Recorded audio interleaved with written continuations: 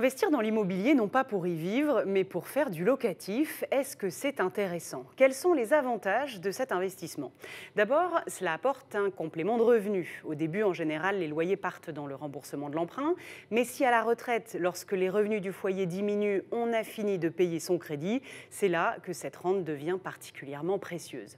Et d'ailleurs, autre possibilité, on peut aussi investir dans la pierre papier, c'est-à-dire placer son argent dans l'immobilier sans avoir besoin d'acheter un bien, grâce par exemple au SCPI. Premier avantage donc, préparer sa retraite. Deuxièmement, obtenir un coup de pouce fiscal. Et là, il y a des avantages dans le neuf comme dans l'ancien. Dans le neuf, il y a le dispositif Pinel qui devait s'arrêter en 2022 mais qui a finalement été prolongé. Le Pinel permet de bénéficier de réductions d'impôts lorsqu'on investit dans un programme immobilier neuf dans une zone dite tendue, c'est-à-dire où la demande locative est forte. Point important à avoir en tête pour le Pinel, il ne faut pas traîner. À partir de 2023, les avantages fiscaux vont se réduire et le dispositif disparaîtra même complètement fin 2024.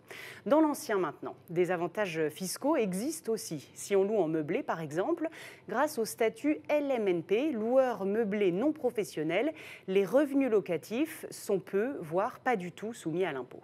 Enfin, dernier point, quel est le rendement d'un placement immobilier? Pour pouvoir répondre à cette question, il faut d'abord rappeler que tout dépend de l'inflation. Si vous calculez que votre investissement vous rapporte 5% par an, mais que l'inflation grimpe, par exemple à 4%, votre rendement réel n'est plus que de 1%. Et c'est là, justement, que l'immobilier est intéressant. Grâce à l'IRL, l'indice de référence des loyers, vous pouvez réévaluer le montant de vos loyers en fonction de l'inflation et donc maintenir le rendement espéré au départ.